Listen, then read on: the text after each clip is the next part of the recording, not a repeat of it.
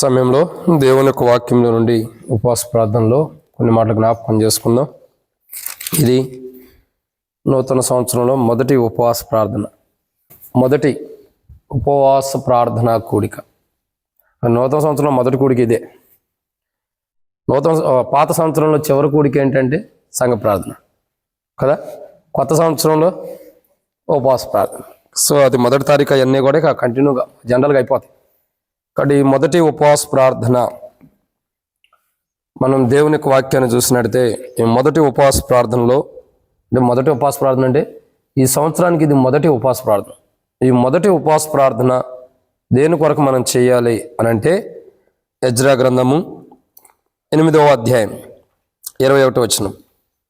Ezra గ్రంథం 8వ అధ్యాయం 21వ వచనం అందరం కలిసి చదువుదాం. అప్పుడు దేవుని సన్నిధిని మమ్మల్ని మేము దుఃఖపరుచుకొని మాకును మా చిన్నవారికి మా ఆస్తికిని శుభ ప్రయాణం కలుగునట్లు ఆయనను వేడుకొనుటకు అహావా నది దగ్గర ఉపవాసముండుడని ప్రకటించి తిని. కాబట్టి ఎజ్రా గ్రంథం 8వ అధ్యాయం 21వ వచనములో రాయబడిన మాట ఏంటంటే దేవుని యొక్క వాక్యాన్ని మనం చూస్తున్నాం. ఎజ్రా గ్రంథము 8వ అధ్యాయం 21వ వచనంలో ఇక్కడ వారు ఉపవాసం ఉన్నటువంటి అనుభవాన్ని చూస్తున్నాం. ఎవరండి? దేవుని ప్రజలైన వారు ఉపవాసం ఉన్నటువంటి అనుభవం. కానీ వాళ్ళు ఎందుకు ఉపవాసం ఉంటారంటే శుభ ప్రయాణం కొరకు. దేని కొరకు? శుభ ప్రయాణం అంటే అర్థం ఏంటి? క్షేమముగా వెళ్ళడం, క్షేమకరమైన ప్రయాణం. సో ఈరోజు మనం గమనించాల్సినటువంటి సన్నివేశం ఏంటంటే ఇశ్రాయేలు ప్రజల యొక్క జీవితాల్లో, దేవుని ప్రజలైన వారి యొక్క జీవితాల్లో వారు ఉపవాసం ఉండి ప్రార్థన చేస్తున్నారు. ఎందుకొరకంటే శుభ ప్రయాణం కొరకు. దేని కొరకు? శుభ ప్రయాణం. ఈరోజు ఎజ్రా గ్రంథం 8వ అధ్యాయం 21వ వచనం ప్రకారం శుభ ప్రయాణం కొరకు మనం కూడా ప్రార్థన చేసుకోవాలి. దేని కొరకు? శుభ ప్రయాణం అంటే క్షేమకరమైన ప్రయాణం. ఎప్పుడు కావాలి మనకు క్షేమకరమైన ప్రయాణం అంటే సంవత్సరాది నుండి సంవత్సరాంతం వరకు కూడా యెహోవా కనుదృష్టి ఎలాగైతే సంచారం చేస్తుంది, ఎలాగైతే కనుదృష్టి దేవుని కనుదృష్టి ఉందో అదే రీతిలో ఈ సంవత్సరం ఆరంభం నుండి దేవుడు మనకు ఆయుష్ ఆరోగ్యాన్ని ఇస్తే ఈ సంవత్సరం చివరి వరకు కూడా ఎలా ఉండాలి? మనం చివరి వరకు తర్వాత కూడా శుభకరమైన ప్రయాణం చేయాలి. అంటే క్షేమకరమైన ప్రయాణం, ఏ ఆటంకాలు లేకుండా, ఏ ఇబ్బందులు లేకుండా, ఏ ప్రాబ్లమ్స్ రాకుండా, ఏ ప్రమాదాలు కీళ్ళు జరగకోకుండా మనం ఎలా ఉండాలి? శుభకరమైన ప్రయాణం, సంతోషకరమైన ప్రయాణం చేయాలి. మనం వెళ్ళే ప్రయాణంలో శుభం ఉండాలి, అంటే క్షేమం ఉండాలి. ఈరోజు ఈ సంవత్సరంలో మొదటి ఉపవాస ప్రార్థన, సంవత్సరానికి మొదటి ఉపవాస ప్రార్థన. ఈ ఉపవాస ప్రార్థనలో మనం గమనించాల్సినటువంటి కోణం ఏంటంటే మనము ఎలా ఉండాలండి? శుభమైన ప్రయాణం. క్రైస్తవ విశ్వాస యాత్ర జీవితంలో శుభకరమైన ప్రయాణం, క్షేమకరమైన ప్రయాణాన్ని మనం చేయడం కొరకై ఈ సంవత్సరం అంతా మనము, మన కుటుంబం, మన పిల్లలు, మన కలిగిన వారందరూ కూడా, రక్త సంబంధికులు, బంధువులు అయిన వారందరూ కూడా శుభకరమైన ప్రయాణం అంటే హానికరమైనది కాకుండా, ఏ నష్టం కీడు జరగకుండా అందరూ క్షేమంగా ప్రయాణించడం కొరకు మనం ఏం చేయాలి? ఉపవాస ప్రార్థన చేయాలి. సరే, క్షేమకరమైన ప్రయాణం కొరకు మనం ఉపవాస ప్రార్థన చేసుకోవాల్సిన వరకు అంటే శుభ ప్రయాణం కొరకు మనం ఉపవాస ప్రార్థన చేయాలి. మన పితరులు కూడా ఆహావా అనే నది దగ్గర ఉపవాసం ఉండి, మన పితరులు కూడా అదే చేస్తున్నారు. ఏం చేస్తున్నారు? మన పితరులు కూడా ఉపవాసం ఉండి ప్రార్థన చేస్తున్నారు. ఆ దినాల్లో మన పితరులు ఏ రీతిలో అయితే ఆహావా అనే నది దగ్గర ఉండి ఎలాగైతే వాళ్ళు శుభ ప్రయాణం కొరకు ఉపవాసం ఉండి ప్రార్థన చేస్తున్నారు, ఈరోజు మనం కూడా ఏం చేయాలి?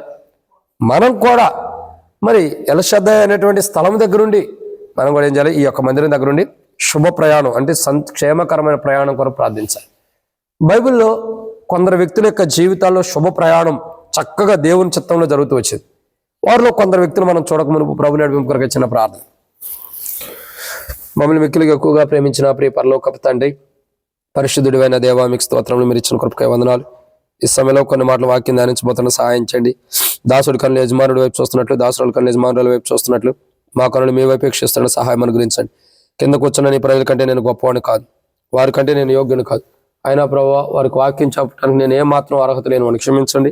ఈ సమయంలో తండ్రి వాక్యం ధ్యానిస్తున్న సహాయం చేయండి. దాసుడి కన్ను యజమానుడి వైపు చూస్తున్నట్లు, దాసుల కన్ను యజమానుల వైపు చూస్తున్నట్లు మా కళను మీ వైపు వీక్షిస్తుండగా మీరే సహాయం గురించి మహిమ పొందండి. దయచేసి నీ ప్రజల పక్షాలను నీ కొన దయచొప్పున దయతో నన్ను జ్ఞాపకం చేసుకుని నాతో మాట్లాడి అక్కడ తీర్చి నాలో ఉన్న ప్రతి బలహీనతను కూడా క్షమించమని, మెండపులన్నీ కూడా తొలగించి రోజు వర్తమానం ఎంతో దీవించి నాతో మాట్లాడి అక్కడ తీర్చండి. ఆ బలహీనతలు కూడా తొలగించండి. వచ్చిన ప్రజలందరూ కూడా స్తోత్రములు రావాల్సిన వారిని త్వరపెట్టి తీసుకురండి. మధ్య మార్గం ఉండే వారిని సకాలం నడిపించండి. ఎవరికి అపాయాలకి వెళ్ళి జరగకుండా సహాయం చేసి ఈ పరిచర్య ఎంతో దీవించి నాతో మాతో మీరు మాట్లాడి శత్రు సిగ్గు మీకు మహిమ తెచ్చుకోమని ప్రభువైన యేసుక్రీస్తు నామములో విశ్వాసంతో ప్రార్థిస్తున్నాను తండ్రి, ఆమెన్. కాబట్టి ఈరోజు మనం చూస్తున్నటువంటి మాట శుభ ప్రయాణం. అర్థమవుతుందండి? ఏ ప్రయాణం? శుభ ప్రయాణం. కాబట్టి ఈరోజు మనం గమనించాల్సినటువంటి కోణం ఏంటంటే, ఒక శుభ ప్రయాణం దేవునిలో మనకు జరగాలి. దేవునిలో జరగాలంటే దేవుడు మనకు అనుమతించాలి. అందుకే ఇక్కడ దేవుని యొక్క వాక్యాన్ని జాగ్రత్తగా గమనించినట్లయితే అనేక మంది యొక్క జీవితాల్లో శుభ ప్రయాణంతో ముగించిన వారు ఉంటారు. శుభ ప్రయాణం కలిగిన వారుగా క్షేమంగా వెళ్ళినటువంటి అనుభవం కనపడుతుంది. వారిలో మొదటి ప్రయాణము ఎవరు అంటే, శుభ ప్రయాణం దేవుని దగ్గర మొరపెట్టని, దేవుని దగ్గర ప్రార్థించని వారు శుభ ప్రయాణం కలిగినటువంటి వారిలో మొదటి వ్యక్తి ఎవరు అని అంటే, రండి దేవుని యొక్క వాక్యాన్ని చూస్తున్నాము. మొదటి వ్యక్తి అని కానీ మొదటి అనుభవం కానీ వారి జీవితంలో వారి ప్రయాణంలో శుభమైనది క్షేమకరమైన ప్రయాణం జరిగించబడిన వారిలో మొదటి వ్యక్తి ఎవరంటే నెహెమ్యా గ్రంథము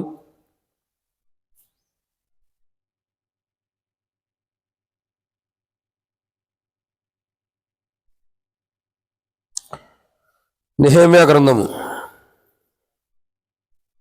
అధ్యాయం 4వ వచనం. అప్పుడు రాజు, ఏమి కావలసి నువ్వు మనవి చేయుచున్నావని నన్ను అడగగా నేను ఆకాశమందుల దేవునికి ప్రార్థన చేసి, తర్వాత చూడండి 10వ వచనం, అదే అధ్యాయం 10వ వచనం. హోరేనీయుడైన సన్బల్లటును అమ్మోనీయుడైన టోబియాను దాసును ఇశ్రాయేలుకు క్షేమము కలుగజే ఒకడు వచ్చినని విని బహుగా. ఎవడన్నా మేలు చేస్తున్నట్టు దుఃఖపడతారా? పనికిమాలినోడు కాకపోతే. ఎవరైనా మేలు చేస్తానంటే ఎవడైనా దుఃఖపడేవాడు ఉంటాడా? బాధపడేవాడు ఉంటాడా? వీళ్ళు చూడు ఎంత దరిద్రులు. ఎక్కడి నుండో దేవుని సన్నిధి అంటే యెరూషలేము ప్రాకారాలు కాల్చివేయబడి అన్నప్పుడు మేలు చేయడానికి దేవుని ద్వారా హృదయ ప్రేరేపణ గల ఒకడు వస్తే మేలు చేయడానికి వచ్చేయడానికి దుఃఖపడుతున్నారు ఇంటి. ఎంత పనికిమాలి జనం తయారయ్యారో. ఎలా ఉంటారండి? క్షేమం చేయడానికి వచ్చాడు అతడు, ఇశ్రాయేలుకి క్షేమము కలుగు చేయడానికి వచ్చాడని విని బహుగా దుఃఖపడక ఏం చేస్తారు లోపల ఉన్నదాన్ని బట్టి. కాబట్టి గమనించాలి. మొట్టమొదటిగా ఎవరు? నెహెమ్యా యొక్క జీవితంలో దేవుని ఎదుట మొరపెడుతున్నాడు. రాజు అడుగుతూ వచ్చాడు, నెహెమ్యా నీ ముఖం ఏంది నిన్న మొన్నలా లేదు, ఇప్పుడు ఏంది కొద్దిగా బాధగా ఉన్నట్టుండవు. నెహెమ్యా రాజు దగ్గర గిన్నె అందించేటప్పుడు రాజు అడుగుతూ వచ్చాడు, ఏంటి నువ్వు ఇలా ఉండవు అన్నప్పుడు రాజు దగ్గర చెబుతాడు, నా పితరులు సమాధి నుండి పట్టణం కాలిపోయిందయ్యా, నేను ఇలా ఉండక ఎలా చేస్తాను అన్నప్పుడు రాజుతో ఏం చెప్పాలన్నది రాజు అడిగినప్పుడు దేవుని సన్నిధిలో ప్రార్థన చేసుకుని రాజుతో సమాధానం ఇస్తాడు. ఇది జరిగింది, నేను నా పితరులు ఉండే స్థలంకి వెళ్ళి సమాధి నుండి స్థలంకి వెళ్ళి ఆ పట్టణాన్ని కట్టుకుని తిరిగి మరలా వస్తాను, నాకు అవకాశం ఏమంటాడు.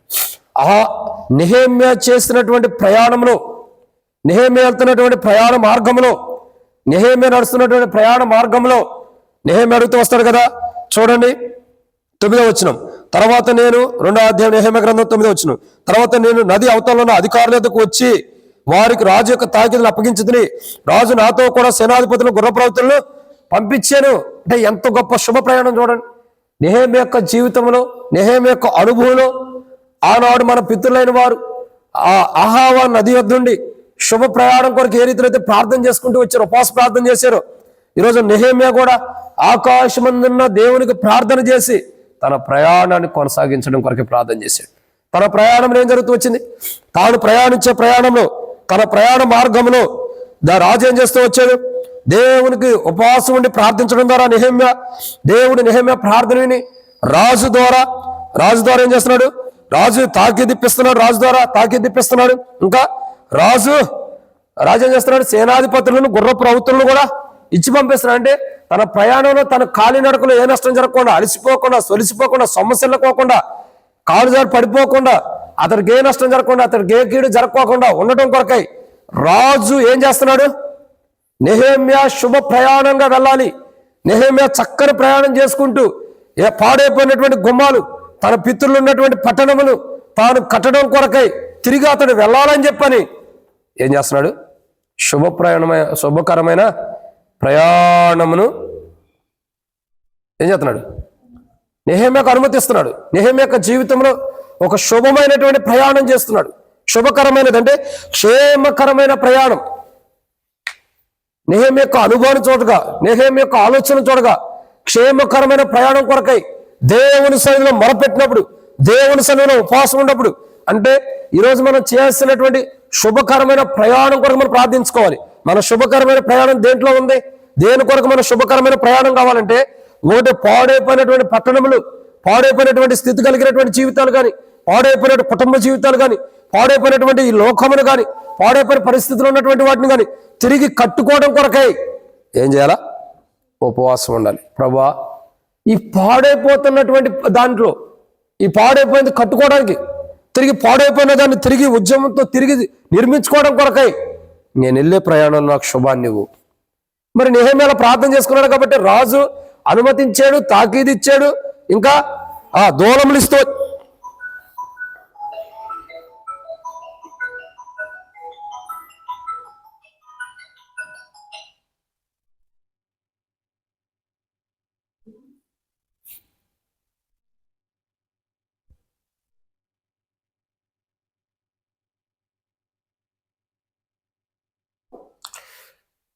ఒకటి రాజు దూలములు ఇస్తూ వచ్చాడు, ఇంకా రాజు తాకీదిస్తూ ఇచ్చి దూలములు ఇప్పించి ఇంకేం చేశాడు?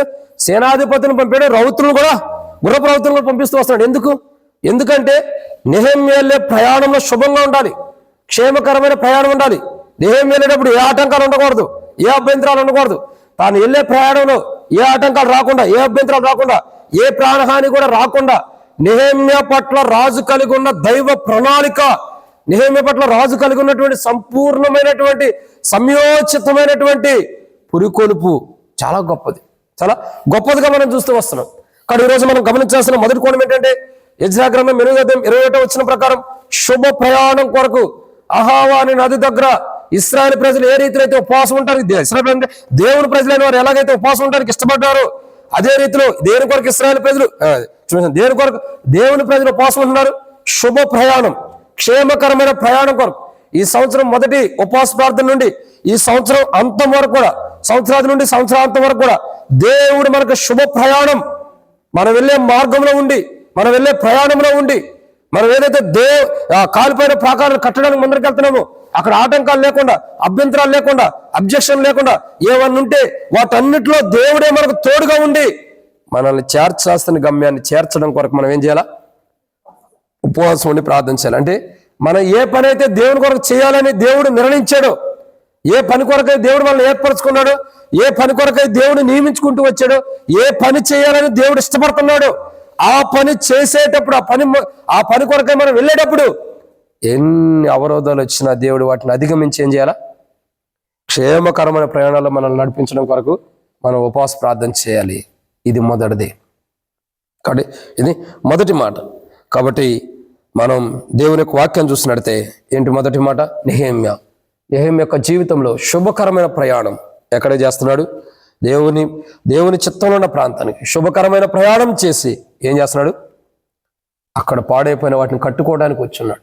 చూడండి ఎంత బాధకరం విషయము. 10వ వచనం ఏమని రాయబడుతూ వచ్చింది? 2వ అధ్యాయం నెహెమ్యా గ్రంథం చివరిలో చూడండి.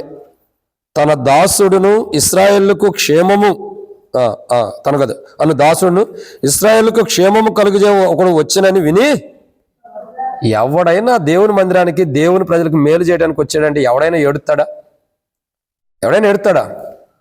చూడండి వాళ్ళు ఎలా ఉండరు. సన్బల్లొట్టు, అమ్మోనియా, టోబియా అనే వాళ్ళు ఎలా ఉన్నాడు? అమ్మినుడు అనే టోబియా ఇశ్రాయేల్ ప్రజలకు ఒకడు క్షేమాన్ని కలుగు చేయడానికి వస్తే ఏడుతున్నారు. మనకి క్షేమం ఎవరైనా చేస్తానంటే, దేవుడు మనకు క్షేమం చేస్తానంటే మనం ఏడుతామా? వీళ్ళంత దౌర్భాగ్యంలో చూడండి, ఎంత పనికిమాలి బ్యాచ్. అరే దేవుని ప్రజలకు మేలు చేయడానికి ఒకడు వస్తే ఏడుతున్నారంట వీళ్ళు. అయ్యో ఆయన ద్వారా దేవుడు మేలు చేయాలనుకుంటున్నాడా? వీడిని ఎక్కడి నుండో తీసుకొచ్చి దేవుడు ఎక్కడ కూర్చోబెట్టాడా? ఎక్కడ వాడినో తీసుకొచ్చి ఇక్కడ తీసుకొచ్చాడు. వాడు ఎక్కడి నుండే ఏడుకు ఎందుకు రావాలని ఏడుపు మొహాలు కొన్ని ఉంటాయి, ఏడుతో కూర్చుంటున్నారు. క్షేమము చేయడానికి దేవుడు తీసుకొస్తే ఏం చేస్తున్నారు? ప్రజలు ఏడుస్తున్నారంట. ఎంత బాధకరమైన విషయం. దేవుడేమో తన హృదయాన్ని ప్రేరేపించి తన ద్వారా ఇశ్రాయేలు ప్రజలకి క్షేమం చేయాలని దేవుడు తీసుకొస్తే ఆడుండ ప్రజలు ఎవరు? సన్బల్లొట్టు అనేవాడు, టోబి అనేవాడు ఏం చేస్తున్నారు? వీళ్ళకి దేవుని ప్రజలకు మేలు చేయటం ఇష్టం లేదు. వీళ్ళకి ఏ కాడికి ఏం కావాలా? దేవుని ప్రజలు నాశనం అయిపోవాలా, దేవుని ప్రజలు కీడు జరగాల, దేవుని ప్రజలు ఎట్టపోయినా పర్లా, మేమైతే బాగుండాలనే మనస్తత్వం కలిగిన దౌర్భాగ్య స్థితిలో ఉన్నటువంటి వారు వీళ్ళు. దౌర్భాగ్య స్థితిలో ఉన్నారు వీళ్ళు. చూడండి, ఆ రోజుల్లో ఆ ప్రాంతంలో దేవుని ప్రాకారాలు, దేవుని మందిరం యొక్క ప్రాకారాలను కానీ లేదా అది యెరూషలేము యొక్క ప్రాకారం కాల్చబడి అన్నప్పుడు నెహెమ్యా వచ్చినాక వీళ్ళు ఎందుకు ఎదురు చూడాలా? నెహెమ్యా దగ్గరకు వార్త వెళ్ళి నెహెమ్యా విన్నప్పుడు, నెహెమ్యా ఉపవాసం ఉన్న తర్వాత రాజు దగ్గరికి వెళ్ళి రాజు దగ్గర మనవి చేసిన తర్వాత అప్పుడు కదా నెహెమ్యా వచ్చింది. ఈలోపు ఎంత టైం బట్టి ఉండిద్ది? ఎంత సమయం బట్టి ఉండిద్ది? మరి ఎంత సమయం ఇలా చేస్తున్నారు? కాలిపోయినట్టు చూసి ముచ్చట్లో పెట్టుకుంటూ కూర్చున్నారా? కాలిపోయినట్టు చూసి వెళ్ళిపోతా వచ్చారా? అమ్మో మా బ్రతికింతే మీద కాలిపోతామని చూసుకుంటూ వెళ్ళిపోతున్నారా? ఏం చేశారు? ఏం ఉపయోగం చేశారు? సన్బల్లెట్టు కానీ టోబీ అనేవాడు కానీ దేనికి ఉపయోగపడ్డాడు? ఒక మాటకు ఉపయోగపడకుండా మళ్ళీ ఏం చేశారు తెలుసా? 4వ అధ్యాయం కలిగేదానికి వాళ్ళు ఇంకా అంటున్నారు, ఏమంటున్నారు? 3వ వచనంలో, మరియు అమ్మేనుడు అయిన టోబియా అతని యొద్దను ఉండి వారు కట్టిన దానిపైన ఒక నక్క ఎగిరినట్లు వారి రాతి కూడా పడిపోనంట. రాతి కూడా పడేది కాదు, నువ్వు పడుతున్నావు, అది గుర్తుపెట్టుకో. నువ్వు ఎక్కడ పడిపోతున్నావో అది గుర్తెచ్చుకోవాలి. నువ్వు ఏ స్థానానికి దిగజారిపోయావు అది గుర్తెచ్చుకో. దేవుని కుమారుని దేవుడు ఏర్పరచుకుని ఎక్కడో రాజు దగ్గర ఉన్నటువంటి వాడిని తీసుకొచ్చి ఇశ్రాయేలుకి క్షేమం కొరకు దేవుడు తీసుకొస్తే వాడు వచ్చి ప్రజలు క్షేమం చేస్తున్నాడని చెప్పని ఏడుతున్నారంట. ఒకడు కాదు, ఇద్దరు ఏం చేస్తున్నారు? సన్బల్లెటు అనే వ్యక్తిను టోబీ అనే వ్యక్తి ఏడుస్తున్నారు. ఎప్పుడైనా చూడు, దేవుని మందిరానికి నువ్వు మంచి చేస్తే నీ మీద ఏడ్చేవాళ్ళు ఎక్కువ ఉంటారు. నీ మీద పడి ఏడ్చేవాళ్ళు చాలా మంది ఎక్కువ ఉంటారు. నువ్వు ఎంతన్నా దేవుని మందిరానికి మంచి చేయి, నీ నాశనాన్ని కోరుకునే వాళ్ళు ఉంటారు, నీ నష్టాన్ని కోరుకునే వాళ్ళు ఉంటారు.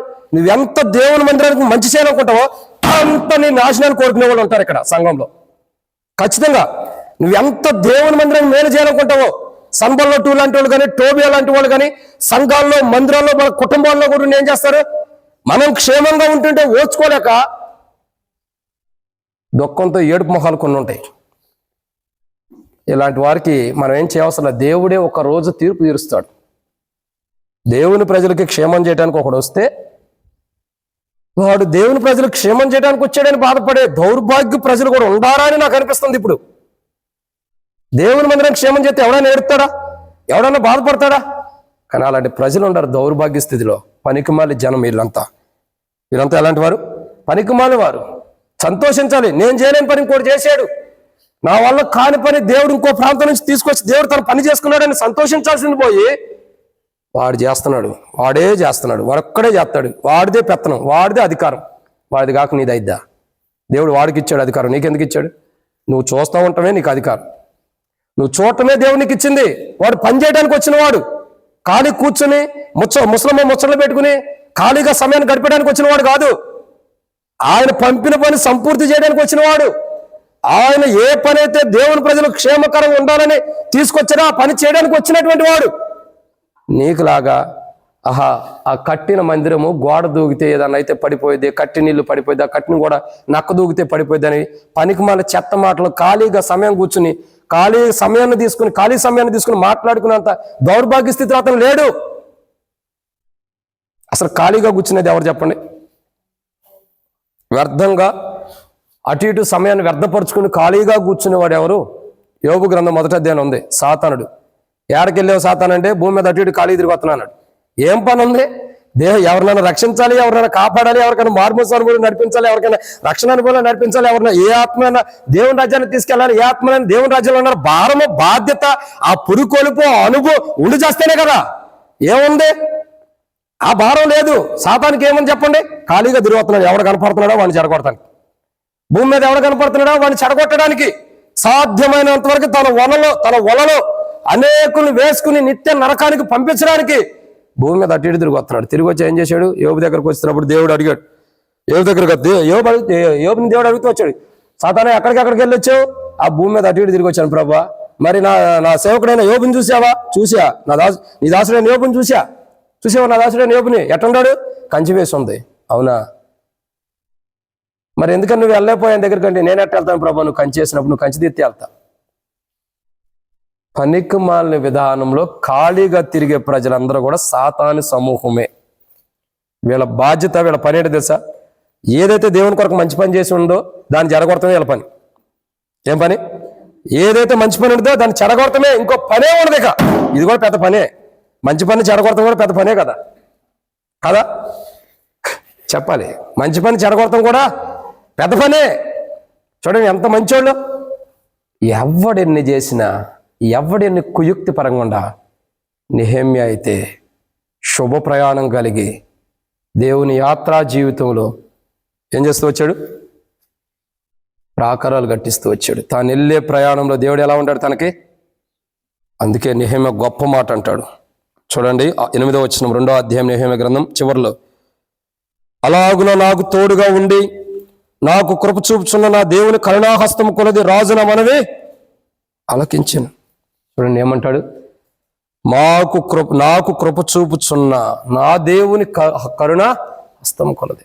అంటే దేవుని యొక్క కరుణా హస్తం నెహెమ్యా యొక్క జీవితంలో శుభ ప్రయాణం, దేవుని ప్రాకారాలు కట్టడం కొరకై, కాల్చివేయబడిన ప్రాకారాలు కట్టడం కొరకై నెహెమ్యా యొక్క జీవితంలో శుభ ప్రయాణాన్ని దేవుడు అనుగ్రహించి తన వెళ్ళే ప్రయాణంలో తోడుగా ఉండి ఆ ప్రాకారాలు కట్టించిన వాడుగా ఉన్నాడు.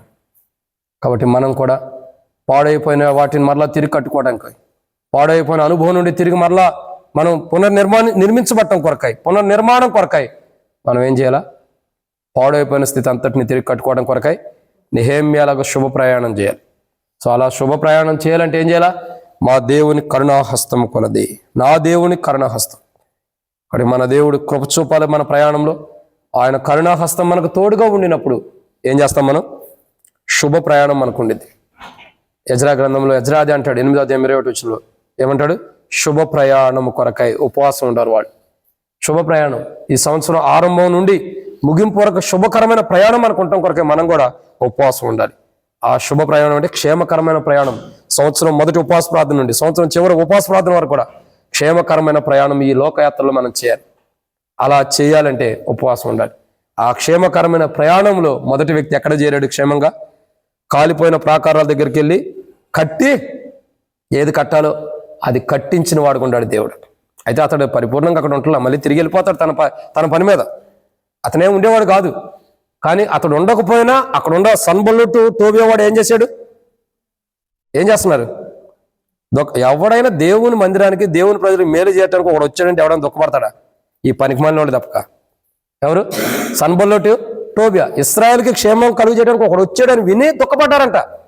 వాడు ఎందుకు వచ్చాడు? వాడు రాకపోతే మా జీవితం ఎట్టాగుండే, మా బ్రతుకులు ఎట్టాగుండే కదా. వాడు రావటం ద్వారా మా బ్రతుకులు ఇంకా అనేక మంది బ్రతుకులు మారుస్తున్నాడని దుఃఖపడుతున్నారంట. ఎవడైనా ఎట్టుంటాడా? మన పిల్లలు మారుతున్నారంటే మనం సంతోషించాలి కానీ, మన కుటుంబం మారుతుందంటే క్షేమంగా ఉంటుందంటే సంతోషించాలి కానీ ఎవడైనా దుఃఖపడతాడా? ఈ పనికిమాలినవాడు తప్పక. అలాంటి దౌర్భాగ్యమైన జీవితం ఉంది టోబియా, సన్బలటు ఇలాంటి వారు ఉండా. నెహెమ్యాకు మటుకి రవ్వంత హాని కూడా దేవుడు జరిగించలా. ఏం చేశాడు? క్షేమకరమైన ప్రయాణం, శుభకరమైన ప్రయాణం ఇచ్చాడు. ఎందుకంటే నెహెమ్యా యొక్క ఉపవాస ప్రార్థన అంత గొప్పదే. నెహెమ్యా యొక్క ఉపవాస ప్రార్థన అంత గొప్పది. అంత గొప్ప ఉపవాస ప్రార్థన నెహెమ్యా చేశాడు కాబట్టి తనకి క్షేమకరమైన ప్రయాణం దేవుడిచ్చి ఏదైతే కాలిపోయిన ప్రాకారాలు కట్టాలో ఆ కట్టే ప్రాంతానికి కట్టించేంత వరకు కూడా తన ప్రయాణంలో క్షేమకరమైనగా అంటే శుభకరమైన ప్రయాణాన్ని తనకి దేవుడిస్తూ వచ్చాడు. ఇది మొదటి అనుభవం మనం చూసాం. రెండవ అనుభవం చూసినట్టయితే రండి, రెండో వ్యక్తి ఎవరు? శుభకరమైన ప్రయాణంలో సంచరించిన వారిలో రెండో వ్యక్తి ఎవరు? రండి, రెండో అనుభవంలో ఎస్తేరు గ్రంథం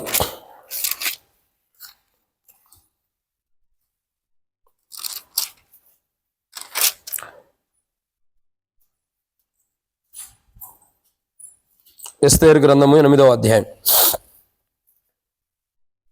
16-17 వచనాలు. మరియు యూదులకు క్షేమము, ఆనందమును, సంతుష్టియు, ఘనతయు కలిగెను. రాజు చేసిన తీర్మానమును, అతని చట్టమును వచ్చిన ప్రతి సంస్థానమందును, ప్రతి పట్టణమందును యూదులకు ఆనందము, సంతోషమును కలిగెను. అది శుభదినమని విందు చేసుకునేరి. ఏం చేస్తారండి? విందు చేసుకునేది. మరియు దేశ జనులలో యూదుల ఎడల భయం కలిగిన గనుక అనేకులు యూదుల మతము అవలంబించిరి. కాబట్టి ఇక్కడ మనం చూస్తున్న రెండో కోణం ఎవరు?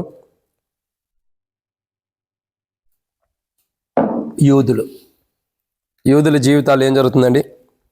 అంత ముందు చూడగా యూదులకు విరోధైన వాడు ఎవరు? దుష్టుడు అంట, విరోధి కాదు. ఎవరు దుష్టుడు? ఎవరు విరోధి? ఎవరు?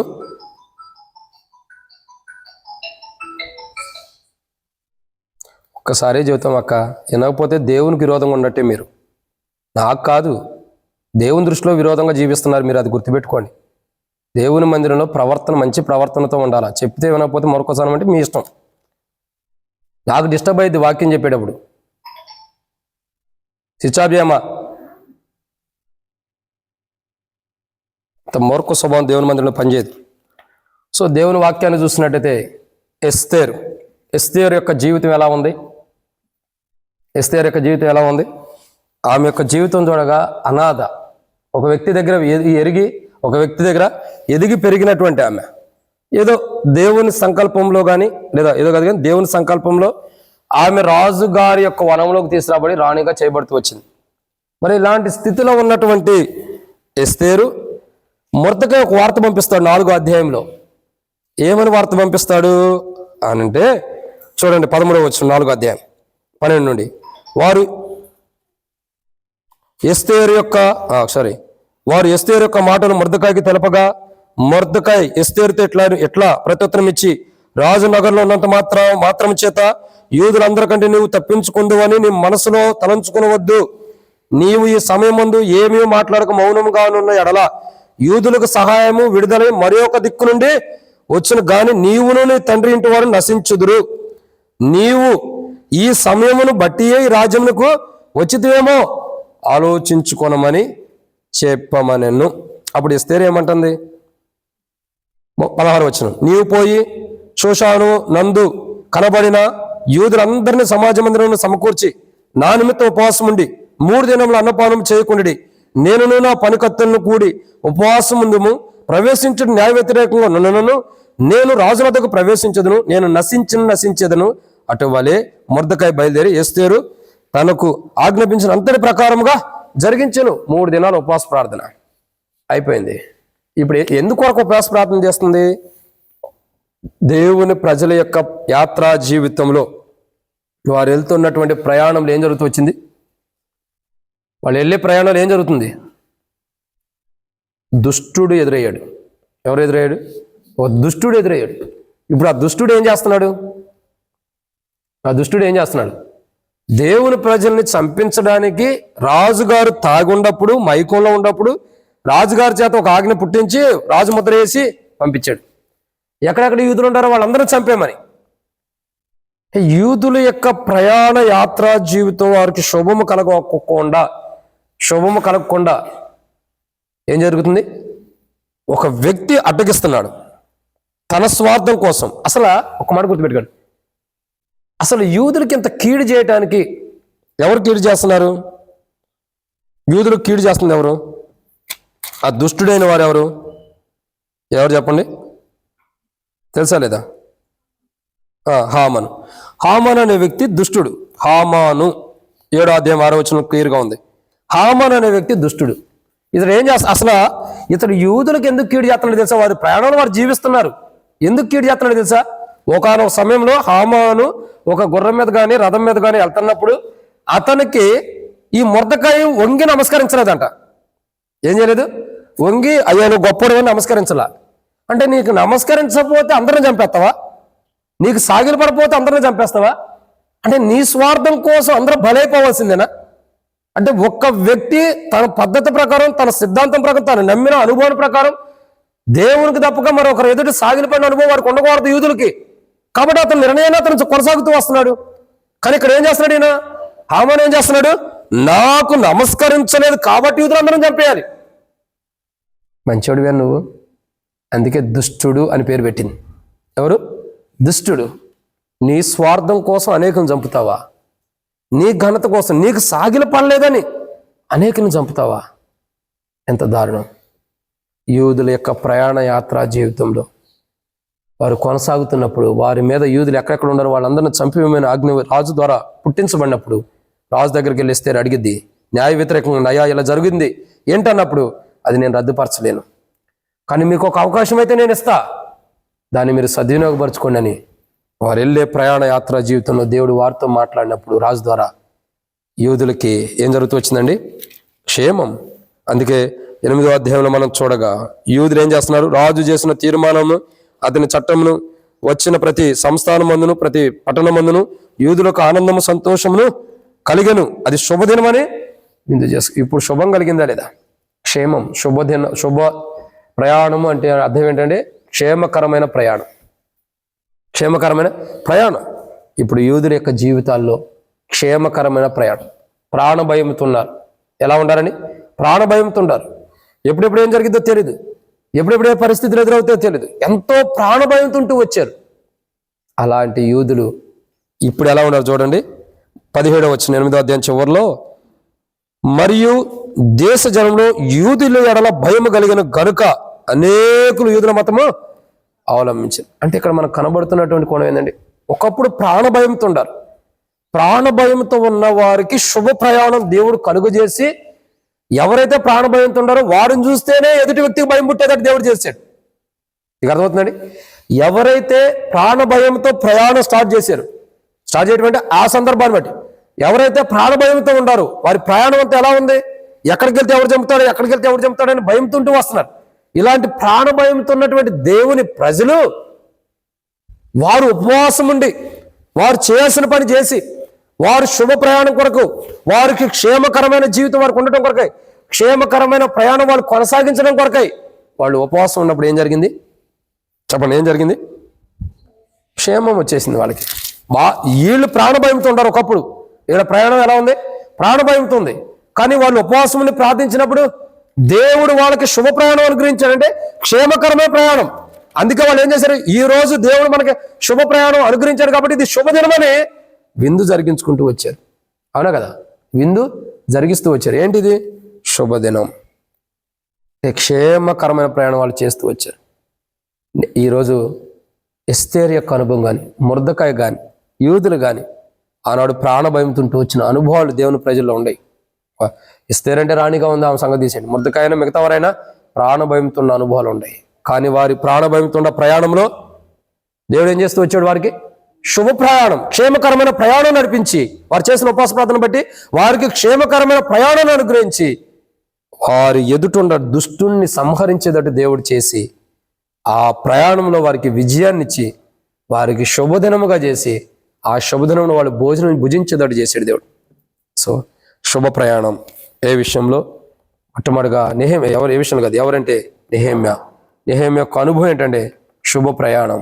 శుభ ప్రయాణం నెహెమ్యా చేస్తున్నాడు కాబట్టి నెహెమ్యా యొక్క జీవితంలో శుభ ప్రయాణం కలిగిన ఎంతోమంది ఆటంకాలు కూడా వారి మధ్యలో కూడా క్షేమకరమైన ప్రయాణాన్ని దేవుడు అనుగ్రహించి ఆ కాలి పని ప్రకారం కట్టించాడు. రెండవదిగా ఎవరు? ఎస్తేర్. ఎస్తేర్ యొక్క జీవితంలో కష్టతరమైన శుభ ప్రయాణం లేకుండా భయంకరమైన మరణ భయం అనే ప్రయాణంలో జీవించినప్పటికీ ఎస్తేర్ అంటే తన దగ్గర ఉన్నటువంటి ప్రజలందరూ అలా జీవించిన చివరికి యూదులు ఎలా ఉండరు? క్షేమకరమైన ప్రయాణంలో వెళ్ళి గొప్ప విందును కలిగి ఉంటున్నారు. వాళ్ళు మరణ భయంతో ఉన్నారు. ఒకప్పుడు వాళ్ళని చూసి అనేకులు మరణ భయంలోనికి దేవుడు తీసుకొచ్చాడు. ఈరోజు మనకి ఎవరైనా భయాన్ని పుట్టించవచ్చు, రేపటి దిన దేవుడు పుట్టిస్తాడు వాళ్ళకి భయమే. మనం అంటే ఏంటనే కానీ వెయిట్ చేయాలి. Wait and see. వెయిట్ చేసి ఊరకనే నిలుచుండి చూడు చాలు. దేవుడు ఎట్లా ఏ రీతిలో భయం పుట్టిస్తాడో గజ వణికిపోవాలి. నువ్వు ఇంటికాడ నిద్రపోవటానికి కూడా నెమ్మది ఉండదు. దేవుడు భయాన్ని పుట్టిస్తే, దేవుడు భయం పుట్టిస్తే నీకు నిద్ర కూడా పట్టదు. పరిగెట్టుకుంటూ వెళ్ళి దేవుని మందిరానికి వెళ్ళి తప్పు ఒప్పుకునేదాకా కూడా నీలో నెమ్మది ఉండదు. అట్ట చేస్తాడు. ఆ దినం రాకముందే సరి చేసుకోవాలి. కానీ ఇక్కడ మొర్దెకాయ్ అలా సరి చేసుకోలేకపోయాడు. క్షమించండి, హామాను అలా సరి చేసుకోలేకపోయాడు. మొర్దెకాయ్ దేవుని ప్రజలైన వారు ఉండ బలహీనతలు 3 రోజుల్లో ఉపవాస ప్రార్థనలు సరి చేసుకుని శుభకరమైన ప్రయాణం కొరకు ముందులో సాగటం ద్వారా దేవుడు వారి జీవితాలను ఎంతో ఆశీర్వాదకరంగా చేశాడు. కాబట్టి ఈ సంవత్సరం మొదటి ఉపవాస ప్రార్థనలో మొట్టమొదటిగా నెహెమ్యా వలె శుభకరమైన ప్రయాణం మనకుండి ఏదైతే మన ద్వారా దేవుడు పని జరిగించాలనుకున్నాడు ఆ పని చేయటం కొరకై శుభకరమైన ప్రయాణం మనకి ఈ సంవత్సరం అంతా దేవుడు ఏ పని అయితే చేయించాలనుకున్నాడు మన ద్వారా ఆ పని చేయటం కొరకై మన ప్రయాణంలో నడవాలి. 2 ఎస్తేర్ వలె మన జీవితంలో దుష్టుడైన హామాను ఎదిరించుకుంటూ ఏ శుభ ప్రయాణంలో అయితే మనం కొనసాగాలో అట్టి శుభ ప్రయాణంలో కొనసాగుతూ మరణ భయంతో ప్రాణ భయంతో ఉన్న మనం దాని నుండి విడుదల పొంది సంతోషకరమైన జీవితం మనం కలిగి ఉండటం కొరకై ఉపవాస ప్రార్థన కలిగి ఉండాలి. మనం అంటే మన ప్రాణాలకి భయం లేకుండా ప్రాణ భయంతో ఉండే మన ప్రయాణాల్లో దేవుడు శుభకరమైన ప్రయాణం జరిగించి మన ప్రాణ భయం లేకుండా మనకు ప్రాణ భయం తీసుకొచ్చే వారికే ప్రాణభయం తీసుకొచ్చేటట్టు దేవుడు చేయాలంటే ఉపవాస ప్రార్థన చేయాలి. అప్పుడు నువ్వు శుభకరమైన రీతిలో ప్రయాణం కొనసాగిస్తావు. మూడో వ్యక్తి ఎవరు చెప్పండి? మూడోదిగా ఎవరు?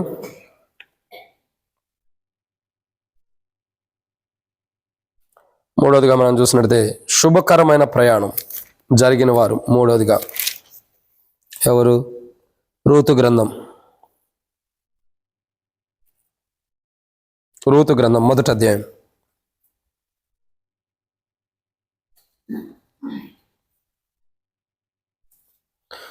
రూతు గ్రంథం మొదటి అధ్యాయం 20 వచనం. ఆమె సర్వశక్తుడు నాకు చాలా దుఃఖము కలుగజేశాను గనుక నన్ను నయోమి అనక మారా అనుడి. ఇప్పుడు దుఃఖకరమైన ప్రయాణం స్టార్ట్ చేసింది. ఎవరు స్టార్ట్ చేశారు? ఎవరు? రూతు కాదమ్మా, నయోమి దుఃఖకరమైన ప్రయాణం స్టార్ట్ చేసింది. నయోమి యొక్క జీవితంలో శుభకరమైన ప్రయాణం కాదు ఇది. దుఃఖంతో ప్రయాణించింది. ఎక్కడ చేరింది? చివరికి మోయాబు దేశం నుండి బెత్లెహేముకు వచ్చింది. మోయాబు దేశం నుండి బెత్లెహేముకి ఎందుకు ప్రయాణం చేసింది? ఎందుకంటే దుఃఖకరమైన ప్రయాణం, అది బాధకరమైన ప్రయాణం. ఇక్కడి నుంచి వెళ్ళినప్పుడు బాగా వెళ్ళింది, భర్తను కోల్పోయింది, కుమారులను కోల్పోయింది, సర్వాన్ని కోల్పోయి కరువులో ఉంది. ఇప్పుడు ఏం చేయబడుతుంది? ఆ కరువు నుండి తప్పించబడటానికి మరలా బెత్లెహేముకు వస్తుంది. నువ్వు దేవునిలో నుండి బయటికి వెళ్తే నీ బ్రతుకు, నీ చావు నువ్వు తెచ్చుకున్నట్టే. దేవుని నుంచి బయటికి వెళ్తే తిరిగి నువ్వు నష్టవల్ల పోతావు. నీ పిల్లల్ని నష్టపోతావు, నీ భర్తను నష్టపోతావు, నీ కుటుంబీకులను కూడా నువ్వు నష్టపోతావు దేవుని నుండి బయటికి వెళ్తే.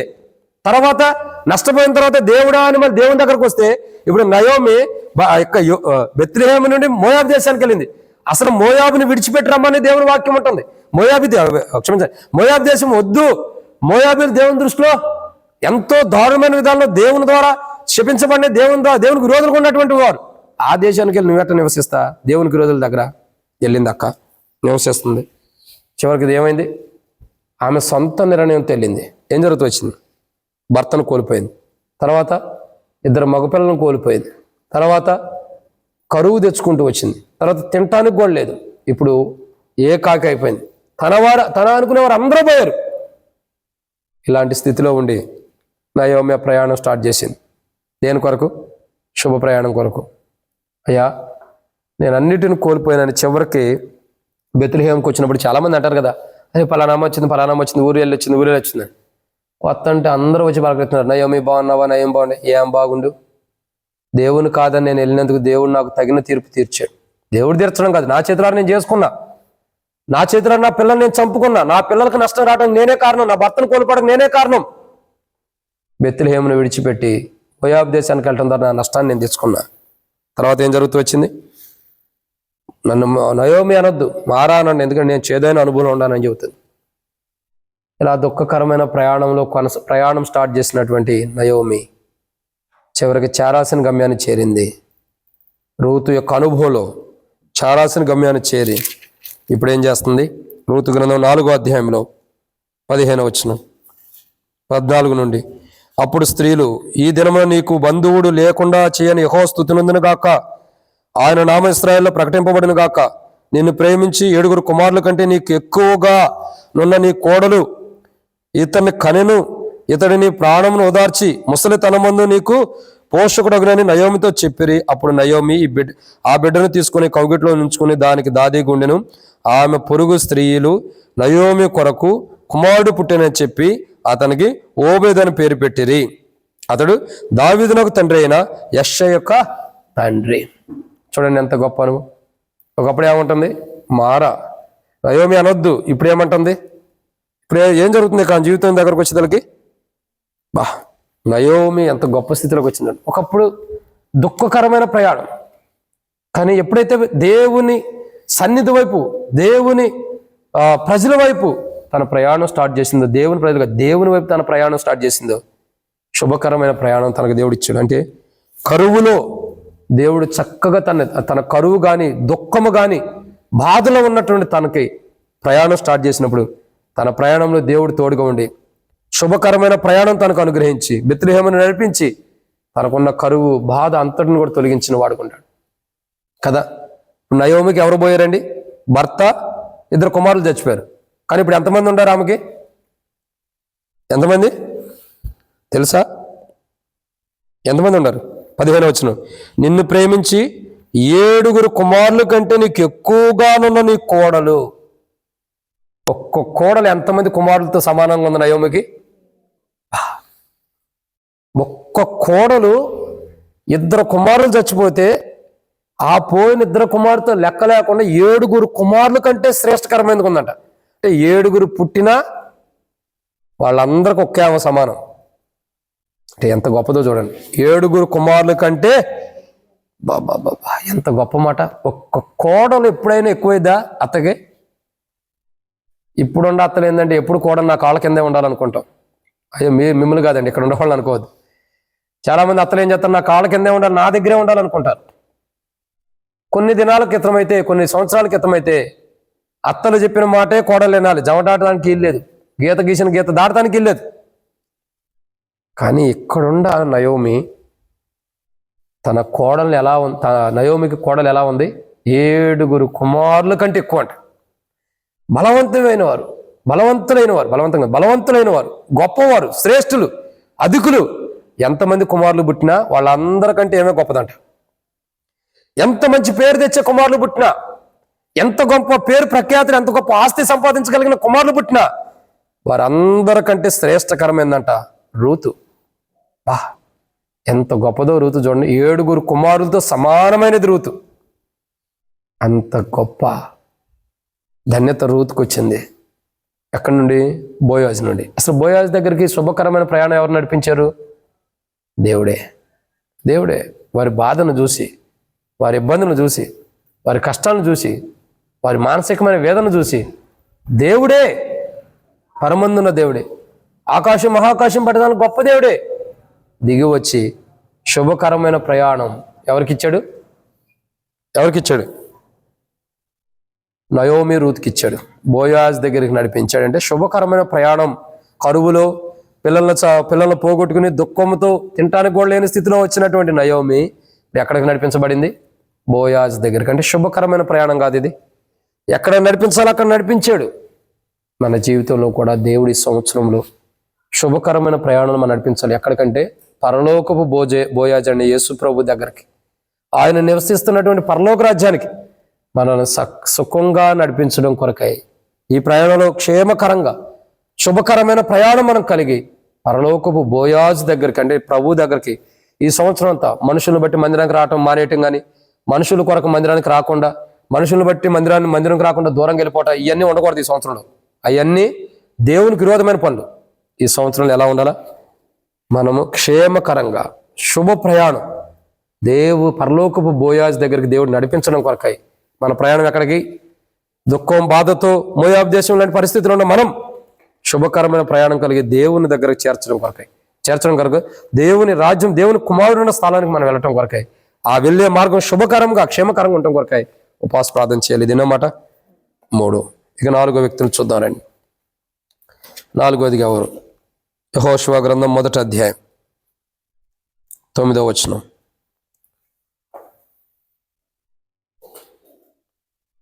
ఐదవ వచనం. యెహోషువ గ్రంథం 1వ అధ్యాయం 5వ వచనం. నీవు బ్రతుకు దినములన్నిటిను ఏ మనుషుని ఎదుట నిలవలేక యుండును, నేను మోషేకు తోడైనట్టు నీకును తోడై ఉండును, నిన్ను విడవను, నేను ఎడబాయను, నిబ్బరం కలిగి ధైర్యంగా ఉండము. వారికి ఇచ్చేదని నేను వారి పితరులతో ప్రమాణం చేసిన దేశంను నిత్యము నీవు ఈ ప్రజలను స్వాధీనం చేసేది. నీవు నిబ్బరం కలిగి జాగ్రత్త పడి బహుధైర్యంగా నుండి నా సేవకుడైన మోషే నీకు ఆజ్ఞాపించిన ధర్మశాస్త్రాన్ని చొప్పున చేయవలను. నీవు నడుచు ప్రతి మార్గమున చక్కగా ప్రవర్తించినట్లు నీవు దాని నుండి కుడికి కానీ ఎడమకు కానీ తొలగకూడదు అని యెహోషువతో చెబుతూ తర్వాత ఏమంటాడు చూడండి. 8వ వచనం కూడా, ఈ ధర్మశాస్త్ర గ్రంథమును నీవు బోధింపక తప్పిపోకూడదు. దానిలో వ్రాయబడిన వాటి అన్నిటి ప్రకారం చేయటకు నువ్వు జాగ్రత్త పడినట్టు దేవారాత్మను దాన్ని ధ్యానించినలా నీ మార్గమును వర్ధిల చేసుకుని చక్కగా ప్రవర్తించదు. నేను నీకు ఆజ్ఞాపించున్నాను కదా, నిబ్బరం కలిగి ధైర్యంగా ఉండము, దిగులు పడకము, జడియకము. నీవు నడుచు మార్గం అంతట్లో నీ దేవుడైన యెహోవా నీకు తోడై ఉన్నాడు. కాబట్టి ఇక్కడ మనం గమనించాల్సిన కోణం, నీవు నడుచు మార్గం అంతట్లో నీ దేవుడైన యెహోవా నీకు తోడై ఉన్నాడు. అంటే ఇది ఏ మార్గం కాదు, ఎలాంటి ప్రయాణం? ఇది శుభకరమైన ప్రయాణం. యెహోషువ యొక్క జీవితంలో మోషే అప్పటిదాకా తనకు తండ్రిలాగా ఉండి నడిపించాడు. నిజంగా భౌతికంగా యెహోషువని నూను నూను అనే వ్యక్తి యెహోషువని కనుండొచ్చు. నూను కుమారుడైన యెహోషువ కదా, యెహోషువ అని నూను కనుండొచ్చు. కానీ ఆత్మీయంగా తనకంటూ తండ్రి ఎవరంటే మోషేనే. ఎవరు? రక్త సంబంధం కలిగిన వాడు నూనైతే నూను కుమారుడే కదా యెహోషువ. అస్సలైన దైవికమైన ప్రణాళికలో తన జీవిత క్షేమకరమైన మార్గం నడిపించిన తండ్రి ఎవరంటే మోషేనే. ఇప్పుడు చూడండి, యెహోషువ పనేంటి తెలుసా? అప్పటి వరకు తన తండ్రి ఉండి తన మీద ఇది ఇట్లా వెళ్ళి అని చెప్తూ వెళ్ళేవాడు. ఇలా చేయి, యుద్ధం చేయి, నేను ఉంటానని చెప్పేవాడు. అలాంటి తండ్రే లేడు. ఇప్పుడు చచ్చిపోయాడు. అలాంటి తండ్రి లేడు. చచ్చిపోవడం అంటే దేవుడు తీసేసుకున్నాడు. మృతి పొందాడు అన్నాడు, చనిపోవడం కాదు, మృతి పొందాను అని ఉంది. మోషే మృతి పొందాడు. ఇప్పుడు యెహోషువ పనేంటి? తండ్రి కోల్పోతే ఏ బిడ్డకైనా ఎలా ఉంది చెప్పండి? బహు దుఃఖం, బాధలు ఉండేది, ఏం తోచని స్థితిలో ఉంటుంది. ఇప్పుడు నెహెమ్యా పరిస్థితి ఏంటి? యెహోషువ పరిస్థితి ఏంటి? దిక్కు దోచని స్థితిలో ఉన్నాడు. దేవుని ప్రజలైన వారికి కానాన్లో ప్రవేశింపజేసే ధన్యత తనకు ఇవ్వబడుతూ వచ్చింది. ఇప్పుడు యెహోషువ ఏం చేయాలా? ఒంటరిగా ఉన్నప్పుడు దేవుడు మాట్లాడుతున్నాడు. ఒంటరిగా ఉంటే తన జీవితం ఒంటరి అయిపోయినప్పుడు, యెహోషువ మోషే చనిపోయే నువ్వు బాధపడద్దు, నేను మోషేకు తోడైనట్టు నీకును తోడుకుంటా. నీ మార్గంలో నా సేవకుడైన మోషే తోడుకున్నట్టు నేను నీకును తోడుకుంటా. నీ మార్గంలో నువ్వేం చేయాలా? చక్కగా వెళ్ళు, నేను నీకు తోడుకుంటా. ఇది శుభకరమైన ప్రయాణం. యెహోషువ యొక్క జీవితంలో, తన ప్రయాణంలో, తన ప్రార్థనలో 7వ అధ్యాయంలో కూడా, యెహోషువ గ్రంథం 7వ అధ్యాయంలో కూడా, ఆకాను తప్పు చేసినప్పుడు కూడా యెహోషువ దేవుని సన్నిధికి వచ్చి ఉపవాసం ఉన్నప్పుడు మరలా తన మార్గంలో దేవుడు శుభకరమైన ప్రయాణం, హాయి పట్టణం మీదకెళ్ళి నష్టపోయినప్పుడు శుభకరమైన ప్రయాణాన్ని దేవుడు కలుగజేశాడు. ఎక్కడ ఓటమి లేకుండా దేవుడు తీసుకెళ్ళడానికి ఇష్టపడుతున్నాడు. కారణం ఏంటి? శుభకరమైన ప్రయాణం, శ్రేష్టకరమైన ప్రయాణం ద్వారా యెహోషువ కానాన్లోకి వెళ్ళాడు. శుభకరమైన ప్రయాణం దేవుడు ఇచ్చాడు కాబట్టి యెహోషువ ద్వారా ప్రజలకు ఇచ్చాడు కాబట్టి ఎరుకోని కోల్చగలుగుతూ వచ్చారు. హాయి పట్టణానికి జయించగలుగుతూ వచ్చారు. ఇంకా చాలాసారి కానాన్లోకి వెళ్ళి అక్కడ ఉన్న వారందరూ త్రోలివేసి ఏదైతే దేవుని ప్రజలకు దేవుడు ఇస్తానన్నాడు, ఆ పట్టణాన్ని, ఆ ప్రాంతాన్ని అంతా కూడా దేవుని ప్రజలకు ఇచ్చేదట్టు యెహోషువని దేవుడు వాడుకున్నాడు. కారణం ఏంటి? ప్రయాణంలో దేవుడు శుభాన్ని కలుగజేశాడు. యెహోషువ వెళ్ళిన ప్రయాణంలో దేవుడు యెహోషువకి ఎలా ఉన్నాడు? శుభ ప్రయాణం ఇచ్చాడు. క్షేమంగా కానానుకు దేవుడు తీసుకెళ్లేదట్టు యెహోషువ ఎలా కనికరం చూపించి యెహోషువకి క్షేమకరమైన ప్రయాణాన్ని దేవుడు జరిగిస్తూ వచ్చాడు. అదే శుభ ప్రయాణం అంటే క్షేమకరమైన ప్రయాణం. యెహోషువ లాగా మనం కూడా యెహోషువ ఎలాగైతే దేవుని ప్రజలైన వారికి కానానులో తీసుకెళ్లి వారికి ఆ యొక్క ప్రాంతాలు వారి వంశముల ప్రకారం పంచిపెడుతూ వచ్చాడు. మనం కూడా పరలోక రాజ్యంలోకి ప్రవేశించాలంటే శుభకరమైన ప్రయాణం చేయాలి. అయితే ఈ శుభకరమైన ప్రయాణం చేయడం కొరకే మనం ప్రార్థన చేసుకోవాలి. యెహోషువలే ప్రార్థన చేసుకున్నప్పుడు నేను మోషేకు తోడే అన్నట్లు నేను నీకు తోడే అంటాను అన్నాడు. ఇంకేమంటాడు? నిబ్బరం కలిగి ధైర్యంగా ఉన్న దిగులు పడకము, నీవు నడుచు మార్గం అంతలో నీ దేవుడైన యెహోవా నేను నీకు తోడైనా, నువ్వు నడిచే ప్రతి మార్గంలో, అంటే పరలోకానికి వెళ్ళటానికి నువ్వు ఏ అడుగులు వేస్తున్నావో, ఏ మార్గంలో వెళ్తున్నావో ఆ మార్గంలో తప్పులుంటే సరిచేసి నిన్ను శుభకరమైన మార్గంలో నడిపిస్తానని దేవుడు మాట్లాడుతున్నాడు. ఈరోజు మనం గమనించాల్సిన 4వ కోణం శుభకరమైన ప్రయాణం. యెహోషువకి ఇచ్చి దేవుడు కానాన్లోకి నడిపించాడు. మనకు కూడా ఈ సంవత్సరం అంతా కూడా శుభకరమైన ప్రయాణంలో దేవుడు తోడుకుండి తన పరలోక రాజ్యానికి నడిపించడమా, లేదంటే మనకు దేవుడు ఆశీర్వదిస్తే నూతన మరొక సంవత్సరంలోకైనా శుభకరమైన ప్రయాణం నడిచి మనం వెళ్ళాలి. తప్పిపోయిన వారిమై, పొరపాటు జరిగిన వారిమై, మన మార్గాన్ని చెరిపేసుకున్న వారిమై కొత్త అనుభవంలో కూడా వెళ్తే నష్టం. అది ఇప్పటి నుండి ఏం చేయాలా? ఈ సంవత్సరం అంతా కూడా శుభకరమైన ప్రయాణం నడుచుకుంటూ పరలోక రాజ్యానికి వెళ్ళడానికి అవసరమైన జీవితాన్ని దేవుడు మనకి ఇవ్వటం కొరకై మనం ప్రార్థన చేసుకోవాలి. ఇది 4వ మాట. 5వ వ్యక్తిని చూద్దామండి. ఆదికాండం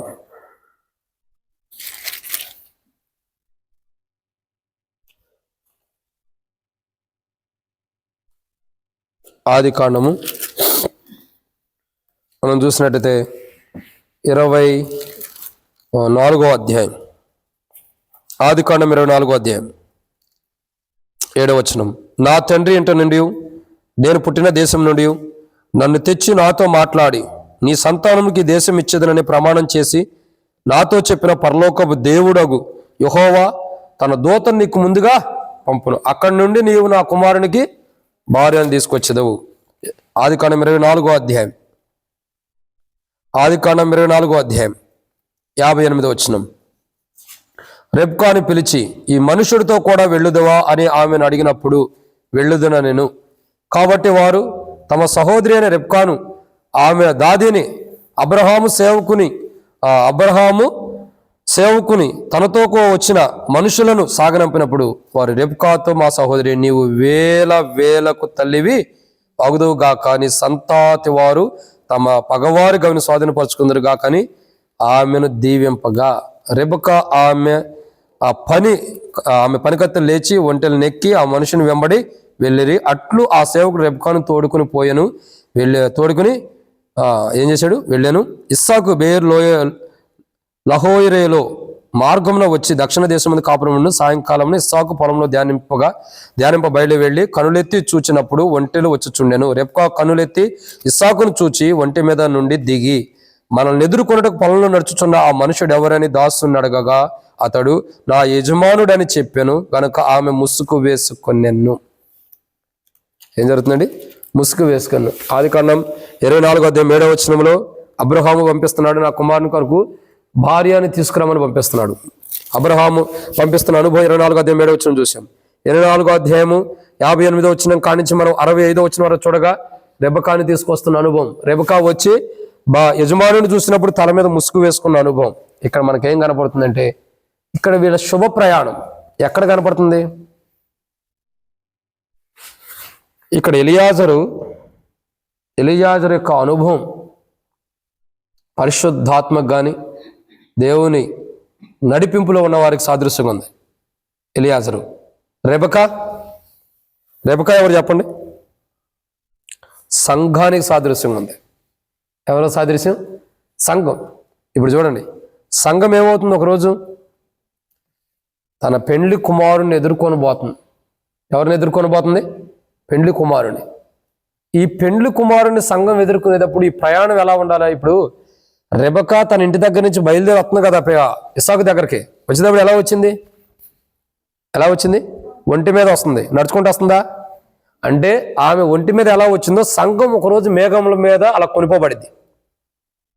సంఘం అలా కొనిపోబడింది. అదే మొదటి తెస్సలోనికీయులకు రాసిన పత్రిక 4వ అధ్యాయం మనం చూస్తూ వస్తాం. 16 వచనాలు. కాగా మనం సదాకాలం ప్రభుతో కూడా ఉందుము, ఆకాశం మేఘం మండలం మీదకి మనం కొనిపోబడుతున్నాం మేఘముల ద్వారా.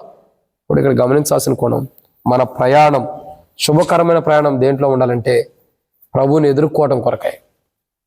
దేనికి? ప్రభువుని ఎదుర్కోవడం కొరకాయ. అంటే యేసుక్రీస్తు ప్రభువుని మనం ఎదుర్కోవడం కొరకాయ, ఆయన్ని కలుసుకోవడం కొరకాయ, ఆయన వైపు మనం వెళ్ళటం కొరకాయ.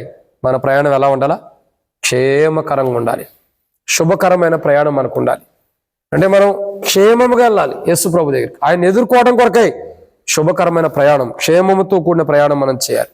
అంటే మనం వెళ్ళేటప్పుడు మన ప్రయాణంలో ప్రభుని ఒకరోజు ఎదుర్కోబోతున్నాం కాబట్టి ఎదుర్కోవడానికి ప్రవేశించేటప్పుడు ఈ ప్రయాణంలో అక్కడక్కడ ఒడిదుడుకులు ఉంటాయి, అక్కడక్కడ కొన్ని పరిస్థితులు ఎదురవుతాయి. కానీ ఎన్ని పరిస్థితులు ఎదురైనా, ఎన్ని సందర్భాలు ఎదురైనా వీటన్నిటిలో మనం ఎలా ఉండాలా?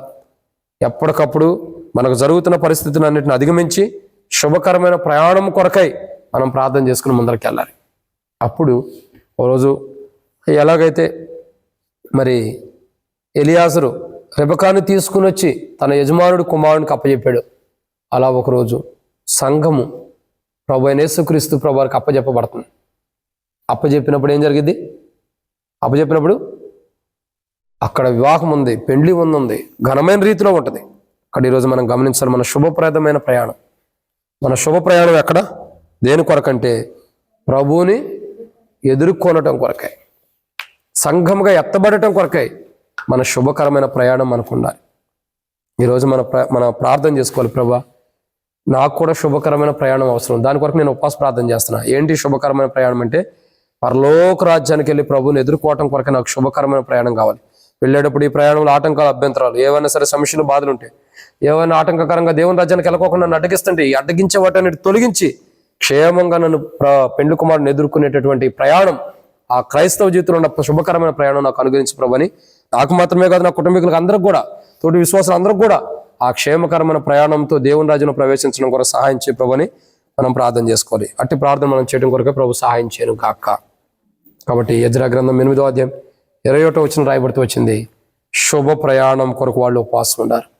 ఈ సంవత్సరం ఆరంభం నుండి చివరి వరకు కూడా, అంటే ఈ సంవత్సరం ఆరంభంలో ఉన్న మొదటి ఉపవాస ప్రార్థన ద్వారా మన జీవితాలు ఈ సంవత్సరం అంతా కూడా మంచి శుభ ప్రయాణం, శుభ ప్రయాణం. దుష్టులు ఉంటారు, ఇంకా హాని చేసేవాళ్ళు ఉంటారు.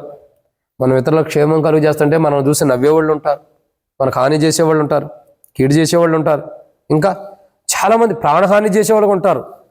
ఇంకా ఇంకా మనకి ఎంతోమంది నష్టం చేయాలని ఎరుకో గోడల లాంటి వాళ్ళు మనకు ఎదురుగా అడ్డుగా నిలబడతారు. ఇంకెంతోమంది ఎన్నో కోణాల్లో సంఘముగా మనం ఎత్తబడకుండా అడ్డగించే శాతాన క్రియలు ఎన్నో మనకు ఎదురవుతాయి. వీటన్నిటిలో అధిగమించి శుభకరమైన ప్రయాణం, వీటన్నిటిలో కూడా దేవుడు ఈ 500 అనుభవంలో కూడా శుభకరమైన ప్రయాణం మనకు అనుగ్రహించి దేవుని రాజ్యంలో బహుమానం పొందేవారుగా దేవుడు మనం సిద్ధపరచున్నట్లు ప్రభు సహాయం చేయను గాక. ఆమేన్.